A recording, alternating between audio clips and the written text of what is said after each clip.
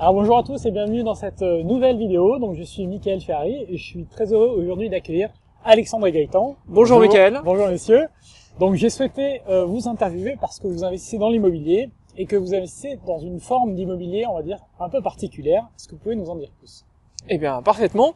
Il s'agit de l'investissement dans les locaux commerciaux. Donc les locaux commerciaux, c'est les murs de boutique, les murs de bureaux, et ça peut être également les entrepôts. Alors nous, on est plus particulièrement spécialisés dans les murs de boutique.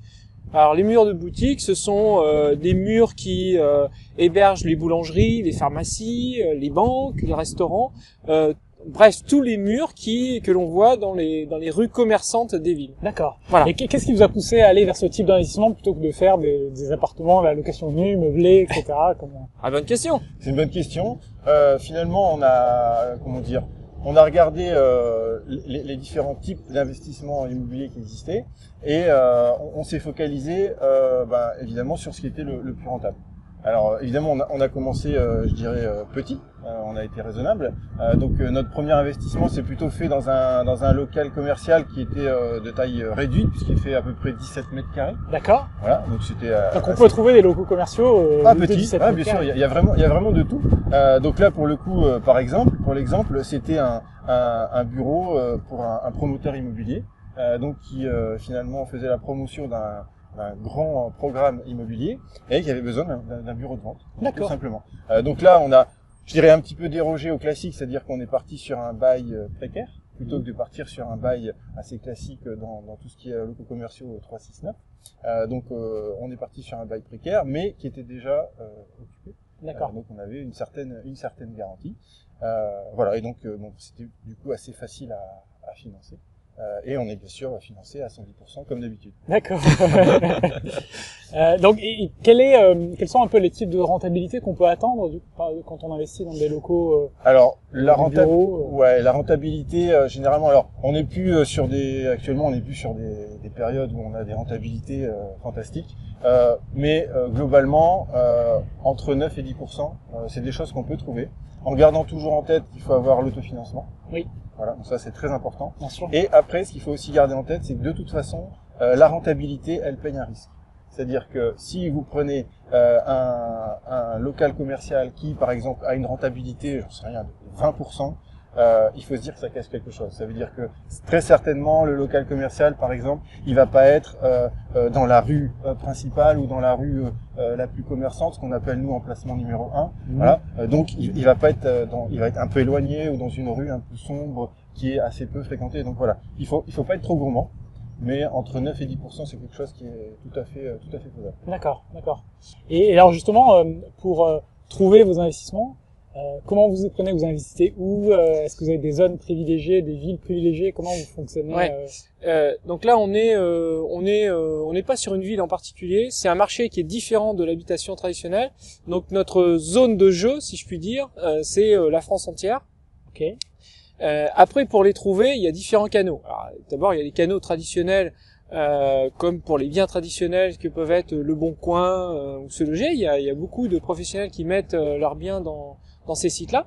Et puis ensuite, il y a tout un réseau d'agences qui sont un peu souterraines, qui sont méconnues du grand public, qui sortent des enseignes classiques, qui existent en France. Et donc, il faut essayer de leur faire savoir que vous êtes à la recherche de ce type de biens et après être implanté dans leur réseau de manière à ce qu'ils puissent vous appeler lorsque ils ont une affaire intéressante qui se présente. D'accord, donc ce sont des réseaux spécialisés. Voilà, exactement. Ouais. Dans les réseaux, dans les locaux commerciaux en fait. D'accord. Il y en a qui font que ça. D'accord. Ah oui, donc c'est un gros avantage quand on veut Voilà. chercher un type de Ouais. bien en particulier. Voilà, parce que ça vous exactement. permet d'aller directement taper des personnes qui peuvent vous apporter des affaires. C'est ça. C'est beaucoup plus intéressant. C'est ça. D'accord. Alors il y a un avantage effectivement parce que c'est très ciblé. Il y a un inconvénient entre guillemets, c'est que par contre il faut être très réactif. Oui, Parce du que coup, comme c'est très spécialisé, ouais. voilà. Donc Oui, tu fais bien d'ajouter ça parce que effectivement, quand on achète un bien traditionnel, bon, on se retrouve avec des compétiteurs, si je puis dire, qui sont pas nécessairement des investisseurs immobiliers. Sur ce type de marché, on a affaire, on est Oui. un peu, Oui, forcément, on a affaire à des vrais pros qui travaillent même pour des foncières qui s'inscrivent à des SCPI, enfin qui gèrent des SCPI, et puis des investisseurs amateurs comme nous qui connaissons certaines techniques, mais en tout cas les gens sont réactifs s'ils voient une bonne affaire. Donc il est important de suivre quand on est en phase de recherche, de surveiller les annonces vraiment jour après jour, et si on voit quelque chose d'intéressant, on y va. D'accord. Voilà. Et justement, quand on dit on y va, ça veut dire voilà, c'est important, c'est on y va physiquement. vous allez voir toujours. Toujours, Ouais, toujours. Ça, c'est vraiment une des règles d'or, c'est qu'il faut se déplacer pour aller voir le bien. C'est important. Alors, c'est vrai qu'on est dans une ère où on va sur Internet pour acheter une paire de chaussures sans jamais l'avoir essayé. Là, on parle bien quand même d'investissements qui sont quand même des sommes qui peuvent être importantes. Quand on va sur le terrain, on ressent les choses, on voit les choses et on sent des choses qu'on ne peut pas lire sur un papier en soumant des chiffres, en disant voilà, tous les critères sont bons, je peux y aller. Non, il faut toujours se déplacer sur le terrain. Ça, Vous allez voir si à côté les locaux sont occupés, si la rue est plutôt dynamique. Exactement. Si c'est le côté où les piétons passent. Exactement. Alors en fait, quand on voit une annonce, on essaie de savoir où le bien se trouve, et ce qu'on essaie de faire avant tout, c'est d'appliquer la règle des 3 E, l'emplacement, hein, comme on l'applique pour les biens traditionnels. Oui. Sauf que sur les biens commerciaux, c'est un petit peu différent. C'est un peu comme dans Google Earth, on a une vue aérienne, on regarde déjà l'emplacement macro. Dans quelle ville? Est-ce que c'est un bassin économique qui est dynamique? Est-ce qu'il y a des entreprises, des grosses entreprises qui viennent? Est-ce qu'il y a une ligne de TGV qui arrive, etc. Donc ça, c'est important d'avoir quand même des indicateurs économiques qui sont favorables. Ensuite, deuxième, Gaëtan en a parlé, c'est l'emplacement numéro 1. Dans les villes de province, en général, quand on parle aux habitants, ils connaissent la rue commerçante. Et c'est la rue commerçante. Nous, on choisit d'être dans cette rue. Pas d'être dans une perpendiculaire ou pas d'être dans le coin, c'est d'être dans cette rue. C'est un critère très important. C'est un critère très important. La rentabilité sera un peu moindre, probablement, parce que le bien sera plus cher. En revanche, quand vous aurez un départ de locataire ou quand vous voudrez revendre, ce sera une tranquillité d'esprit qu'on n'imagine même pas lorsqu'on aura besoin de le faire. J'imagine aussi que même pour le locataire lui-même, pour son activité. Exactement. Il faut qu'il y ait du passage. Le critère, c'est le passage. En général, ce que les professionnels demandent, les professionnels exploitants, c'est demandent le passage en fait qu'il y a. Et puis le troisième E après la rue, c'est l'environnement immédiat du commerce. S'il y a effectivement un squat ou un environnement qui n'est pas attrayant, bon, ça peut être un problème. Ouais. Il peut aussi y avoir des rues commerçantes qui ont un côté qui est plus ensoleillé qu'un autre. Ça peut également être un facteur. Oui. Voilà. Donc c'est tous ces éléments-là qu'on essaie de prendre en compte. D'accord. Et après, on se déplace. Et oui, et donc vous devez voyager pas mal en France du coup. Voilà. Et quand vous investissez, du coup, vous faites ça en nom propre, vous avez créé une société civile immobilière. Comment vous faites ça aujourd'hui? Juste. En fait, effectivement, on le fait pas en nom propre. On a créé une société civile immobilière. Par type d'investissement. Voilà, par type d'investissement. Je veux dire, on a créé une. Effectivement, il faut être assez précautionneux sur ce sujet-là. C'est un peu comme toujours. Hein, il faut bien ranger sa chambre pour être sûr de retrouver ses affaires comme il faut et pas avoir de soucis. Là, c'est exactement pareil. Généralement, on fait une SCI par type de bien. C'est-à-dire que voilà, donc comme ça permet d'avoir les choses. Type de bien, qu'est-ce que vous appelez type de bien? Si c'est par bureau exemple, commerce, voilà, par exemple une sur le bureau commerce, une pour plus du traditionnel. D'accord. Voilà.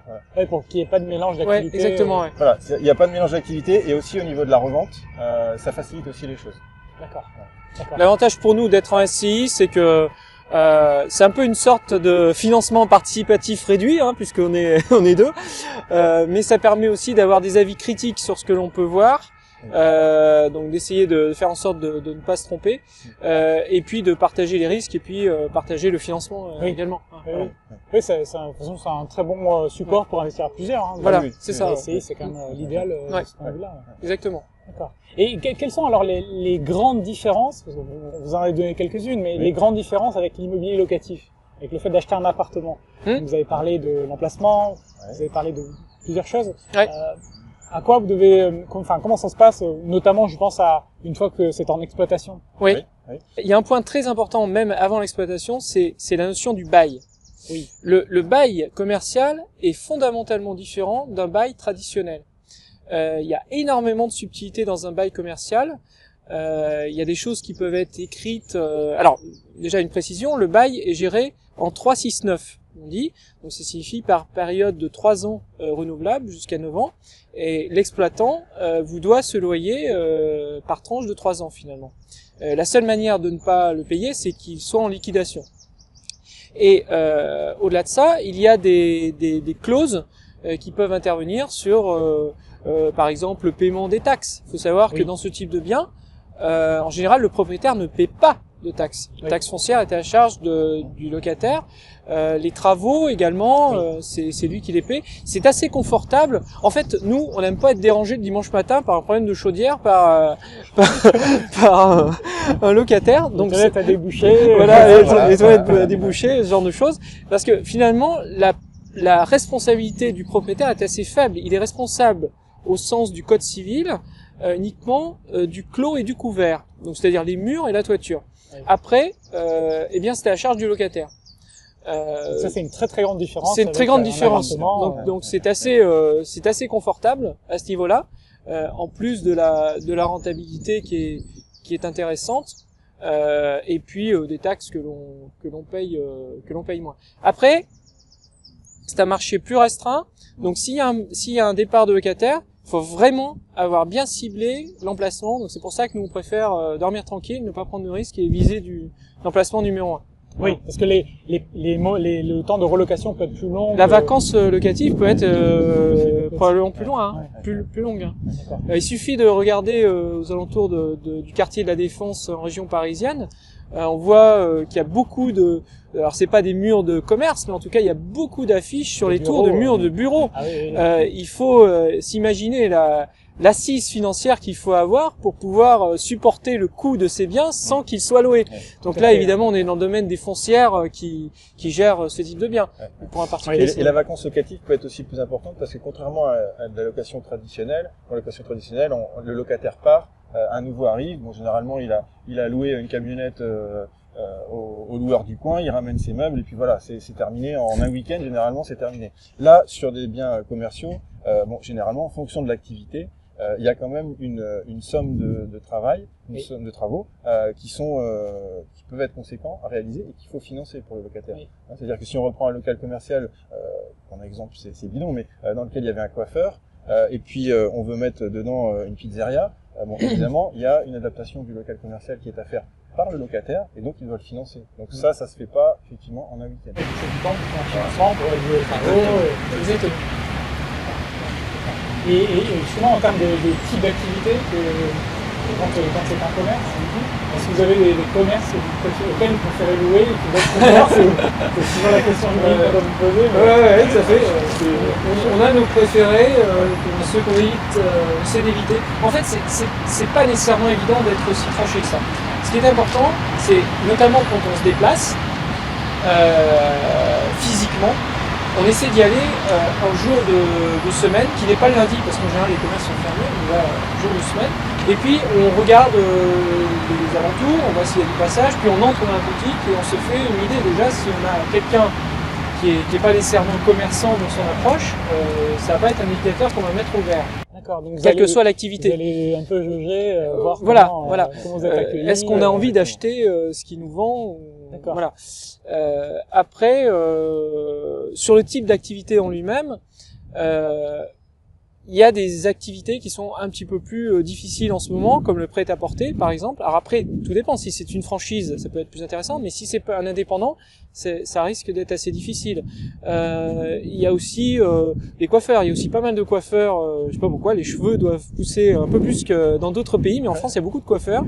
Et alors, si c'est une franchise, les opticiens aussi. Voilà, les opticiens, exactement, ou les agences immobilières. Oui. Donc ça, c'est des choses qui sont très nombreuses, mais à la rigueur, ce sont des statistiques générales, mais si dans la rue dans laquelle on est, il y en a pas, oui, c'est peut-être pertinent d'en mettre une. Donc, à la rigueur, allons-y. Alors après, on passe à une deuxième étape, qui est l'analyse du bilan de l'exploitant. Après, vous allez analyser le bilan de l'exploitant. On va regarder effectivement si on est quand même dans le rouge ou pas, de manière à faire en sorte que l'exploitant ne nous lâche pas au bout de 6 mois. Ah d'accord, ok. Donc vous allez quand Donc même jusque-là. C'est Oui, parce que ça c'est dans l'hypothèse où vous l'achetez, il est déjà occupé. Hein. Voilà, oui, exactement. oui, oui. Oui. Alors ça aussi, c'est un point positif, mais comme dans une location traditionnelle, c'est toujours plus intéressant d'acheter un bien qui est déjà loué. Ouais. D'accord. Voilà. Donc ça, c'est les points sur lesquels on est assez vigilant. Oui, j'imagine. Et du coup, quelles sont on va dire les surprises que vous avez eues, les trucs auxquels vous ne vous attendiez pas lorsque vous êtes lancé dans ce type d'investissement, parce que c'est toujours intéressant d'avoir des anecdotes ou des.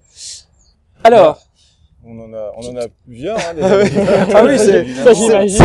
Tout à l'heure, par exemple, on a parlé du fait de se déplacer à chaque fois. Bon, bah ça, au début, c'est assez classique. C'est que on avait checké au départ, on avait tous les voyants qui étaient ouverts, et donc, bah voilà, on se prend notre journée de déplacement. Et puis, quand on arrive sur place, bah voilà, on découvre finalement quelque chose qui est pas du tout aussi vert que prévu, voire même plutôt rouge ou noir, parce que bah en fait le bien qui paraissait très bien avec une très bonne rentabilité, bah on comprend rapidement pourquoi, parce qu'en fait bah c'est pas un emplacement numéro un.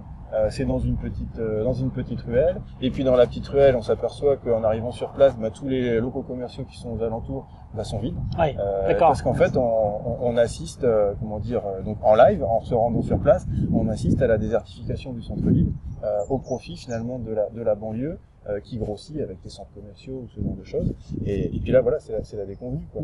Donc alors c'est la déconvenue, mais c'est pas une mauvaise expérience, parce que justement ça forge notre propre expérience, voilà, et de se dire bah voilà, ça veut dire que effectivement il faut se déplacer, ça veut dire qu'il faut toujours vérifier, et puis ça crée forcément des choses intéressantes, parce qu'en étant sur place ben on va discuter avec des agences immobilières, on va discuter, voilà, et donc on arrive à finalement catégoriser ce coin-là. Si pour d'autres investissements on doit les faire dans cette zone-là, finalement on a déjà un backup par rapport à cette zone. Donc c'est toujours ça, hein, il faut pas s'arrêter aux premières difficultés. Oui. Il y a des déconvenues, ça fait des anecdotes, et puis voilà. Ok. une autre anecdote qui me vient, moi, c'était on va sur un autre, on va en Drôme, dans la Drôme. On s'aperçoit qu'il y a un restaurant qui est à vendre. Et puis donc une rentabilité très intéressante de 17%. Alors évidemment, attiré par l'appât du gain, on prend tout de suite notre billet et on fonce pour être les premiers sur le coup. En plus, d'autant plus que les photos étaient plutôt très favorables. Alors on y va, donc bon, déjà impression un petit peu mitigée, parce que c'était un petit peu comme l'indique Gaëtan dans un autre cas, c'était un petit peu désert.